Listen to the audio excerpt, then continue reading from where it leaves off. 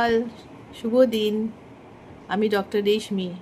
আজকে আপনাদের আবার এক গুরুত্বপূর্ণ টপিক নিয়ে ডিসকাশন করব। আজ আমরা যেই টপিক নিয়ে ডিসকাশন করব তা হয়তো আমাদের আশেপাশে অনেকেই জীবনে চলছে, অথচ আমরা বুঝতে পারছি না। আমরা কথা বলবো মানসিক স্বাস্থ্য এবং তার প্রাথমিক লক্ষণ বা mental health and it's initial science নিয়ে। দেখুন, আমরা জ্বর হলে কি করি? আমরা থার্মোমিটার ব্যবহার করি। তেমন মনের অসুখের মাপারও কিছু লক্ষণ আছে। এই লক্ষণগুলি চিনতে পারাটা খুবই দরকার। সঠিক সময়ে যদি রোগটা ধরা পড়ে তার নিরাময় করা অনেক সহজ। চেনা কিছু সাধারণ লক্ষণ নিয়ে আলোচনা করি আমরা। প্রথমেই কয়েকটা সাধারণ লক্ষণ দিকে আমাদের নজর রাখতে হবে। যদি আপনি বা আপনার কাছের কেউ দীর্ঘদিন ধরে এই পরিবর্তনগুলো অনুভব করে তবে একটু সচেতন হন।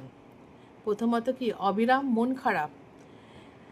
এটা কেবল সাময়িক মন খারাপ নয়।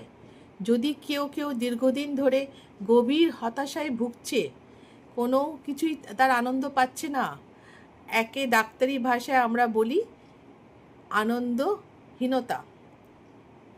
মেজাজের রোলার কোস্টার রাইড।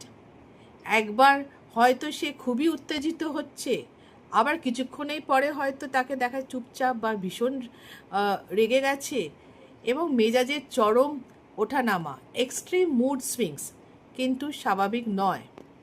থাকার প্রবণতা। যিনি আগে সকলের সাথে মিশতেন, হাসি খুশি থাকতেন, তিনি হঠাৎ করে সামাজিক কার্যকলাপ থেকে নিজেকে গুটিয়ে ফেলছেন। বন্ধু বান্ধবকে সব এড়িয়ে চলছেন।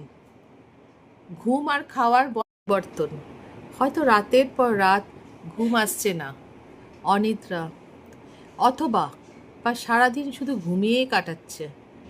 একসঙ্গে তার খাওয়ার রুচি কমে যাচ্ছে বা খুব বেড়ে যাচ্ছে।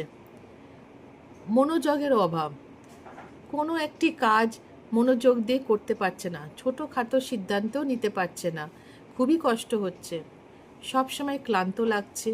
পর্যাপ্ত বিশ্রাম নেওয়ার পরেও দুর্বল বা ক্লান্ত হওয়া অনুভব করা, এটা কিন্তু একটি মানসিক অবসাদের লক্ষণ হতে পারে।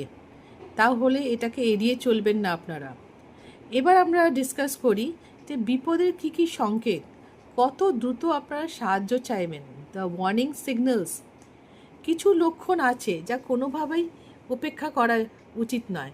যেরকম আমরা বলি যে যখন কেউ